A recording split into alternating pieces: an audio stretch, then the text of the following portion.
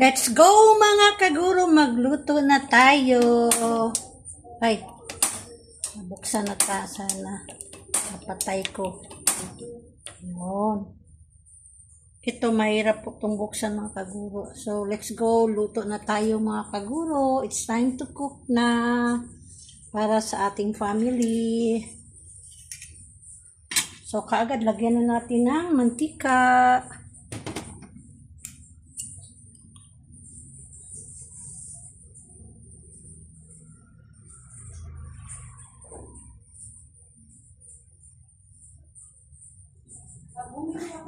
Yeah.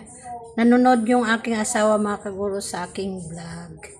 Siyempre, vlog natin, panoorin natin para kahit isang dagdag na views mga kaguro. Yan, so nalagyan na natin ng mantika. Enough na siguro po yan.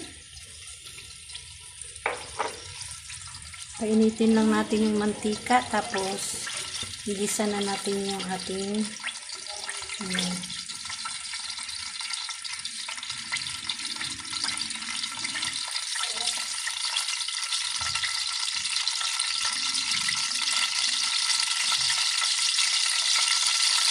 ating pampamilyang recipe mga kaguro ay afritada. Afritada ni Ma'am Eva. Pagka wala na po dyan, hindi na tutunog mga kaguro. Ibig sabihin ay mainit na yung mantika.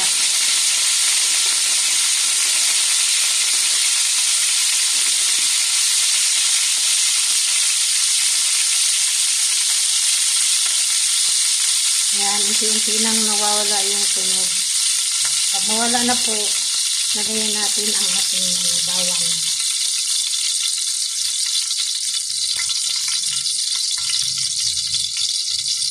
Okay, let's put the bawang. Lagayin na natin.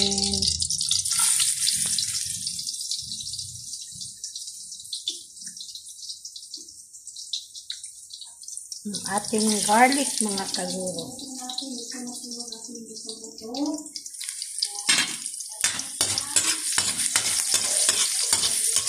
Ganyan lang ako mga kaguro maglagay ng bawang.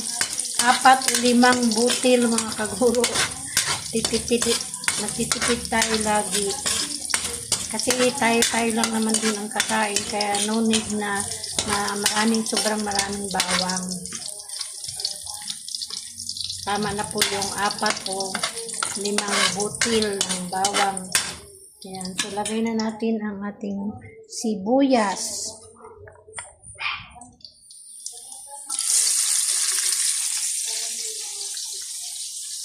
Ito naman po yung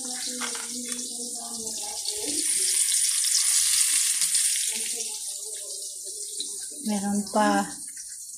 Siyempre, kukunin natin yan mga kaguro. Sayang. Okay.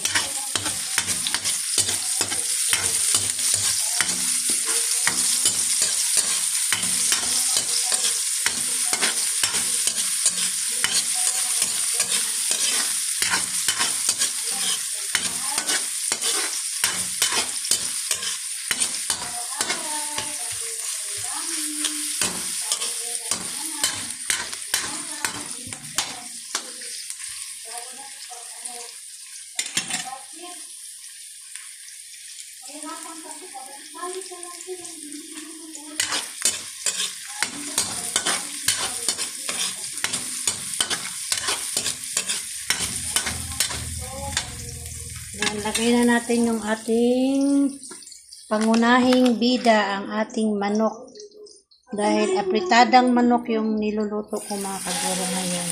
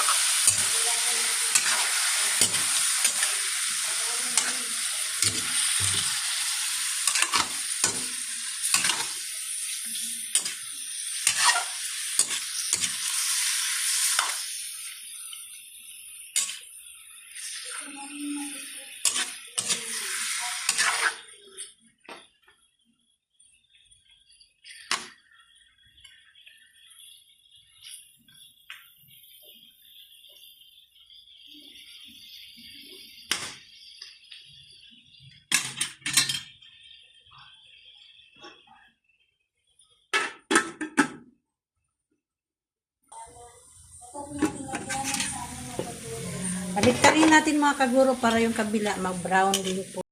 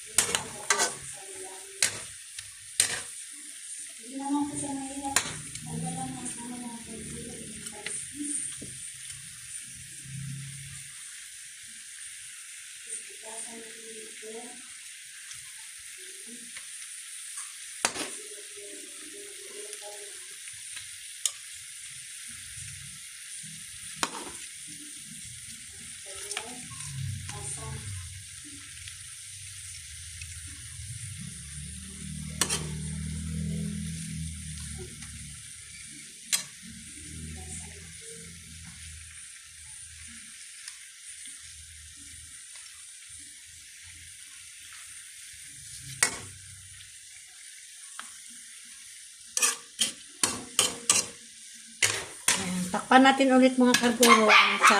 Pag magiging brown na po siya, ilagay na natin ang tomato sauce.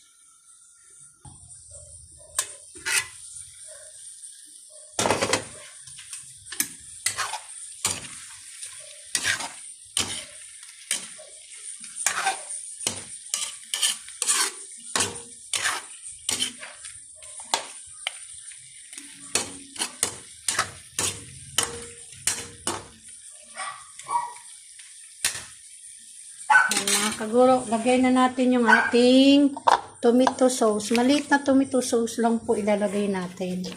Kasi ayaw ko po yung sobrang malasahan ko yung sobrang asin.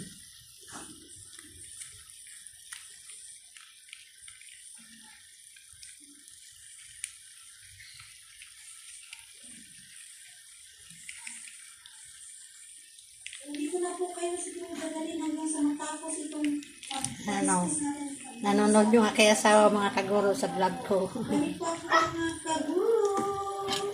Haluin na natin. Ito tayo mga kaguro sa kabilis ng ating isda.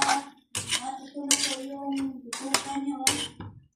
Butukan sa pakaliskis ng isda. Ito na po And then, lagyan na kaagad natin ng sabaw mga kaguro ng tubig.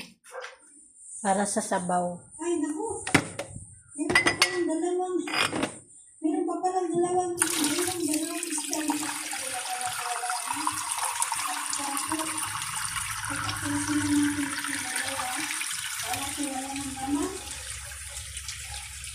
Dagan pa natin ng kaunti.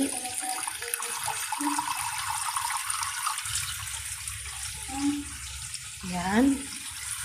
Kaya muna natin mga kaguro itong tubig ng grito. Nakabitay pa rin po yung basahan ko. Nilabhan kong basahan.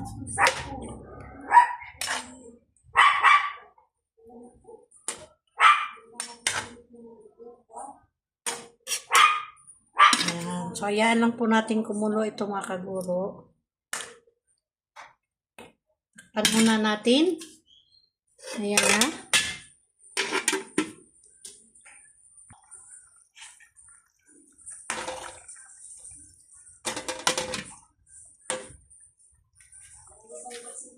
Ilagay ko na po yung ano natin, itong ating carrots.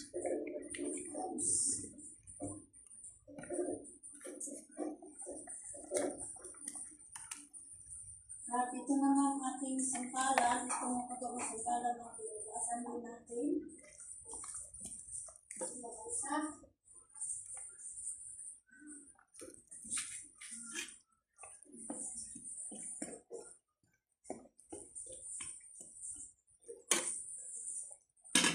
Lagay na rin natin yung ating bell pepper.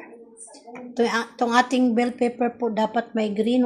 Yan o. Isang buo lang tong bell pepper mga kaguro. Pero may green pa po. At saka malapit na siyang magiging ano na. Or malapit na siyang mahinog.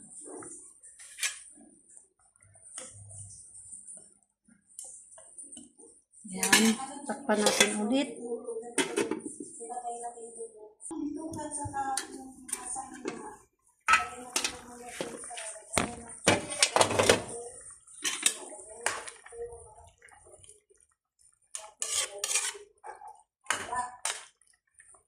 Ito naman po makagulong ng ating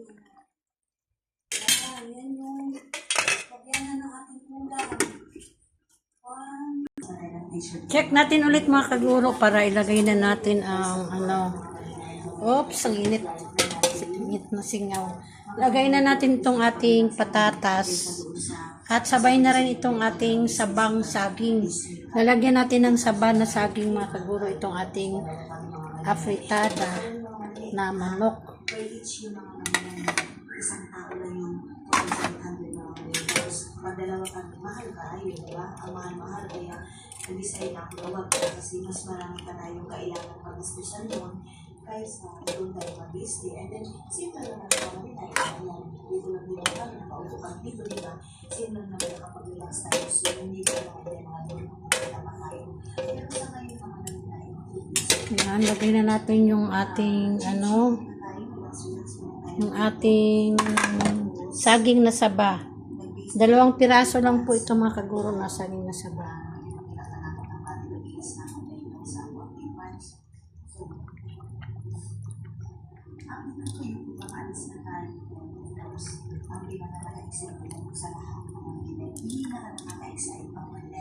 Yung pagkain sa airplane pala, sinasabi sa inyo, sino nakakalit sa akin na unang-una ko talaga, hindi isa na lang na masakatan. Yung food na talaga ng as delicious. Then, lagyan na natin ng ano, asin na pangtimpla. Time check natin naman ngayon sa alas 12:37, 4:37 na ng hapon. So hapon na dahil, pero yung dinig ng araw is napakaliwanag pa.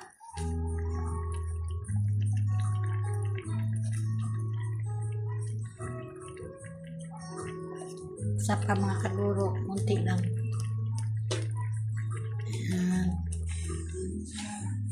Then, ilagay na natin ang ating ito, chicken cube.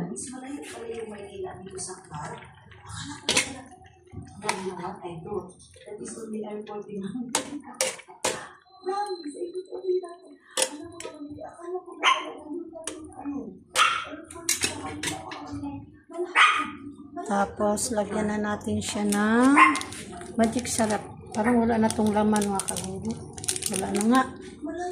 Magbukas tayo ng isang magic sarap to. Buksan lang natin. Kalat pa mga kaguro. Lilipitin pa natin pagkatapos magluto.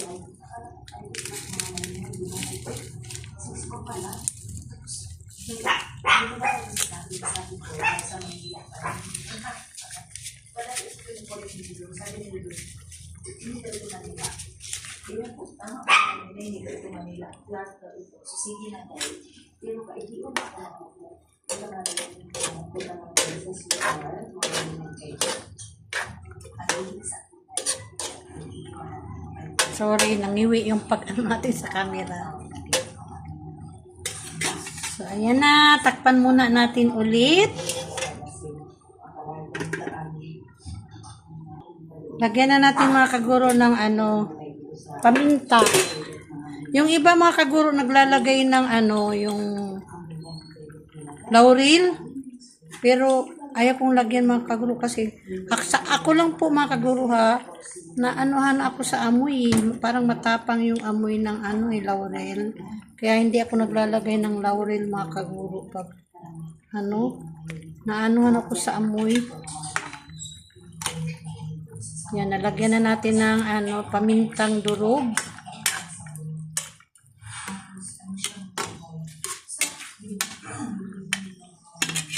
Yan na mga kaguro. O, pakuluin lang natin to hanggang sa ano, malambot na at luto na.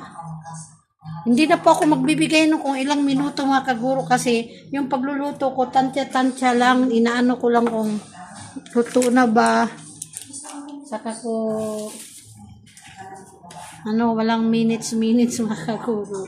So, ayan po, balik po ako mga kaguro.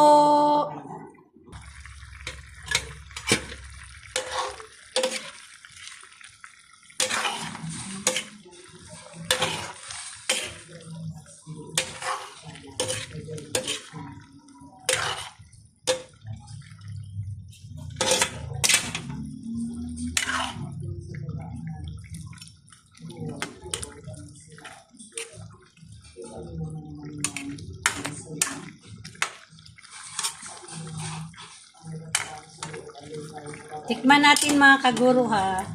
Paano tayo dito ng kutsara.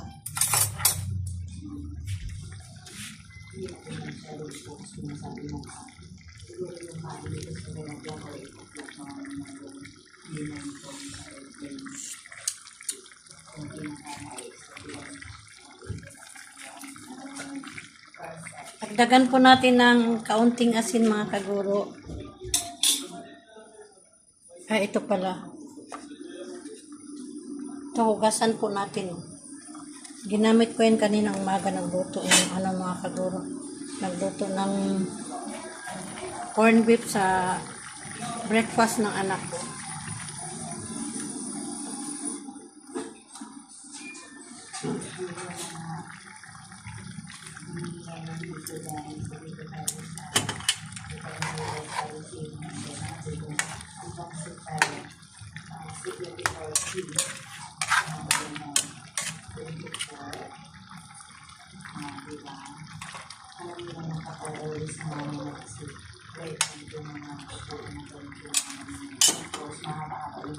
Try natin ulit, tikman natin ulit mga kaguro.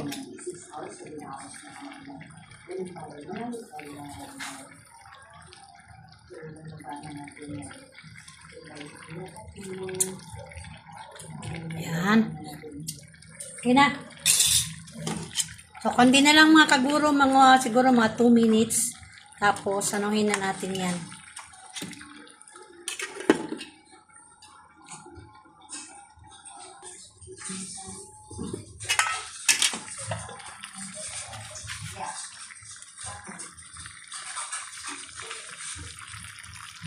Ito na ang ating afritadang manok mga kaguro.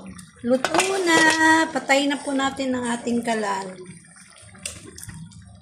Ayan. Muli po, ako po ay nagpapasalamat sa inyong lahat mga kaguro dito sa Pilipinas, sa buong mundo, sa ibang bansa po mga kaguro. Maraming salamat sa mga nanonood sa aking vlog at doon sa mga silent viewers ko siyempre at yung mga ating mga subscribers. Sana po, pag madaanan nyo po ang aking channel, ang aking vlog, Juneva Love, sana po isubscribe nyo po ako, like and share, mga kaguro. Maraming salamat. Patnubayan nawa tayo ng ating mahal na Panginoong Diyos. Thank you so much, mga kaguro.